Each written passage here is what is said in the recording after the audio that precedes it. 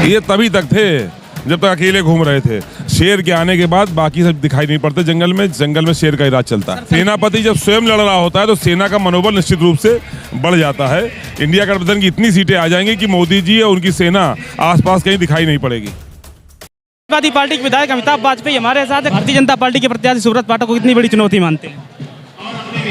ये तभी तक थे जब तक अकेले घूम रहे थे।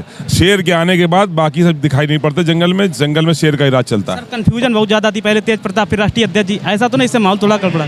ये कन्नौज की सीट समाजवादी परिवार की सीट है, इसलिए और परिवार के मुखिया स्वयं आ गए तो कन्फ्यूजन की कोई स्थिति नहीं। आप देख रहे हैं लोगों में कितना उत्साह है।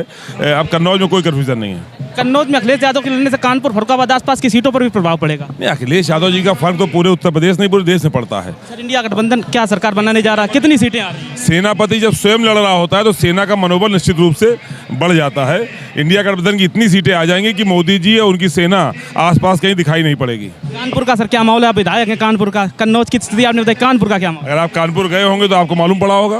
कानपुर में दोनों तरफ, चाहे अकबरपुर हो चाहे कानपुर नगर हो, गठबंधन के प्रत्याशी भारतीय जनता पार्टी खुद से जूझ रही है अभी, तो भारतीय जनता पार्टी अपने अंतर्द्वंद से जूझ रही है और वहीं गठबंधन के नेता एकजुट होकर के चुनाव को लड़ने का काम कर रहे हैं। सर, एक लास्ट सवाल, डमी कैंडिडेट के रूप में भारतीय जनता पार्टी एक नाम के कई प्रत्याशी घोषित कर रही है। आलोक मिश्रा उन्होंने भी घोषित करवाया, क्या लग रहा है उनकी रणनीति है? ये पहले भी कर चुके हैं, चूंकि वहाँ मेयर के चुनाव में इन्होंने ऐसे ही अपनाया था, उसमें 25,000 वोट का नुकसान हुआ था।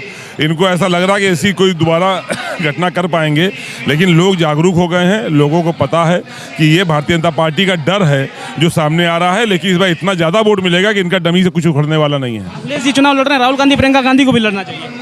अब क्या चाहिए क्या नहीं चाहिए नेता स्वयं तय करेंगे।